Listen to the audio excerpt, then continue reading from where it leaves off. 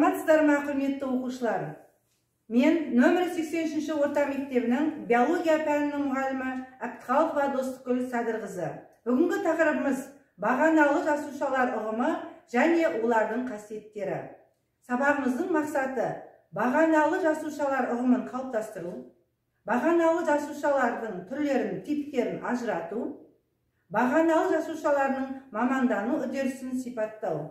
Құрметті оқушылар, ең тақтаға назар аударсақ. Балалар, суретте көрінген адам ағзасының дене бөліктерінің ортақ ұқсастық неде деп ойлайсыздар? Әрине, барлығы жасушалардан тұрады. Олай болса, баған жасушалары туралы не білеміз? Енді бұл сұрақты талдамас бұрын ең алдымен ұрықтану процесіне тоқталайық. Ұрықтану дегеніміз не? Яғни аталық және аналық жыныс жасушаларының қосылуынан зиготаның пайда болуы. Зигота әрі қарай бөлшектену сатысынан өтеді. Бөлшектену деген ұрықтанған бір жасушалы организмнің митоз арқылы бөлініп, көп жасушалы ұрыққа айналуының эмбриондық кезеңі. Бөлшектену кезінде пайда болған жасушаларды бластомерлер деп атайды. Бластомерлер бөлінген сайын олардың саны көбейіп, мөлшері кішірейе береді. Мұндай ұрықты морула дейді. Бөлшектену кезеңі бластоцистаның түзілуімен аяқталады. Әрі қарай бластула қабаты ішке қарай ене ойыстана отырып, ішке қарай ене отырып, екі қабат пайда болады.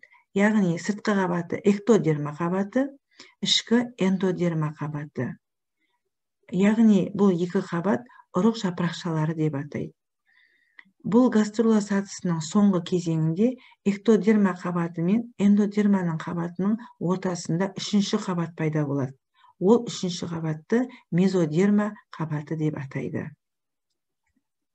Енді балаларына кестеге көз жүгіртсек, бірнеше тірек сөздер берілген. Сол тірек сөздер бойынша мына схеманы толтырайық. Яғни ұрықтанған жұмыртқа жасушасы, зигота, бөліну нәтижесінде бластоциста пайда болды. Ол әрі қарай үш қабат түзеді. Эктодерма сыртқы қабаты, одан жүйке жүйесі, сезім мүшелері, тері пайда болады. Әрі қарай мезодерма қабаты, ортаңғы қабат, одан шеміршек, сүйек қаңқасы, қан және лимфа тамырлары, жүрек, бүйрек, бұлшықет пайда болады. Эндодерма ішкі қабаты, одан өкпе, ішек, бауыр, ұйқы безі пайда болады. Енді ойланып көріңіздер. Медицинада адам денесінің мүшелерін транспланттау және басқа қандай жасушалармен алмастыруға болады? Бағаналы жасушалар дегеніміз не және олар қайда түзіледі? Ұрықтық қабат қандай жасушалардан түзіледі? Біз бұл сұраққа жауап беру үшін әрі қарай бағаналы жасушаның не екенін талдайық. Сонымен, бағаналы жасушалар дегеніміз маманданбаған сирек бөліну арқылы сан тұрақтылығы өздігінен реттеліп отыратын жас жасушалар популяциясы. Бағаналы жасушалар кез келген жасуша түріне айналуға және өзі жаңартуға қабілетті маманданбаған жасушалар. Олар қажет болған уақытта маманданып, белгілі бір жасуша түріне айналу арқылы мүшені қалпына келтіре алады. Бұл жасушалардың қартаюдың алдын алу және өлі немесе зақымданған жасушаларды алмастыруда маңызы зор. Бағаналы жасушалар жануарлар организмінің жасына қарамастан әр уақытта бөлінуге қабілеттілігін жоғалтпайды, яғни бөлінуге бейім. Бағаналы жасуша ол ағзаның арнайы жасушалары. Ол өзін-өзі жаңартуға және дамытуға қабілетті. Таза субстанция. Дің жасушаларының зақымданған жасушаларды қалпына келтіріп, қайта өсіретін немесе аурумен күресе алатын қабілеті бар жасуша. Өзінде ешқандай генетикалық информацияны сақтап тасымалдамайды. Жүйке жүйесіндегі зат алмасуды, қан айналымды, жүрек, бүйрек қызметтерін жақсартады. Иммунитеттің көтерілуін, қартаюдың алдын алуына мүмкіндік туғызады. Енді осы бағаналы жасушалардың патенттілігіне байланысты бірнеше топқа бөлеміз. Яғни 4 топқа бөлінеді. Бірінші, тотипатенттілік. Бұл дегеніміз кез келген жасушаға айналуға қабілетті жасушалар зиготаның бөлінуінен түзілетін алғашқы бағаналы жасушалар. Одан кейін плюрипатенттер, бұлар тотипатент кезеңінен кейін дамиды. Яғни ұрық жолдас басқа кез келген жасушаға айналуға қабілетті бағаналы жасуша. Бөліну арқылы өзін-өзі жаңартуға және үш ұрық жапырақшасына эктодерма, эндодерма, мезодермаға бөлінуге қабілетті.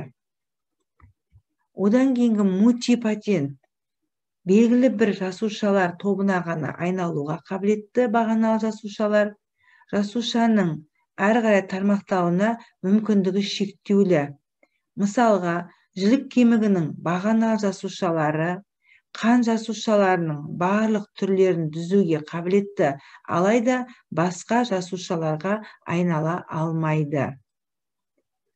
Ал унипатент әртүрлі жасушаларға дифференцияланбайды, белгілі бір жасуша түріне ғана айнала алады және өзін-өзі жаңартуға қабілетті. Мысалға, терінің эпидермалды бағаналы жасушалары тек тері жасушасынан түзіледі. Бағаналы жасушаларын бөліп алатын орындар суреттен байқап қарап отырсаңыздар, яғни ұрық жолдас, яғни плацента, жілік кемігінен, кіндік, яғни кіндік қан арқылы алынады. Жілік кемігінің бағаналы жасушалары эритроцит, лейкоцит және тромбоцит жасушаларын түзеді. Эмбриондық бағаналы жасушалар 3-5 күндік бластоцистаның ішкі жасушалық массасынан алынады. Ересек адамның бағаналы жасушалары мультипатент және унипатент бағаналы жасушалар. Бағаналы жасуша науқастану немесе жарақаттану жағдайында бағаналы жасушаларды зақымданған ұлпаны қалпына келтіру үшін пайдалануға болады. Бүгінгі сабағымыз балалар түсінікті болса, 11-ші сыныптың оқушыларымыз, яғни біз тапсырма орында жіберейік, тест тапсырмасын. Алдарыңызда 6 сұрақ беріліп тұр, тапсырма.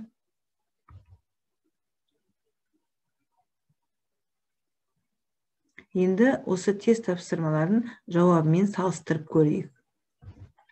Бірінші, бағаналы жасушаларды алыну жолына байланысты 3 негізгі топқа бөлуге болады. Яғни эмбрионалдық, феталды, ересек адамдардың бағаналы жасушалары. Екінші сұрақ, патенттілігіне байланысты бағаналы жасушалар бірнеше топтарға бөлінеді, яғни 4. Эмбрионалдық бағаналы жасушалар көзі, кемік майынан алынады. Қазіргі кезде сүйек кеміктерінде діңгек жасушаларын қан ісігі мен аққан ауруларын емдеу мақсатында кеңінен қолданады. Ересек бағаналы жасуша. Әртүрлі жасушалар типі арасында дамуға қабілетті жасушалар қалай аталады? Дың жасушалары. Жаңа жасушалар жасау үшін маңызды медициналық құрал бола алатыны дың жасушалары.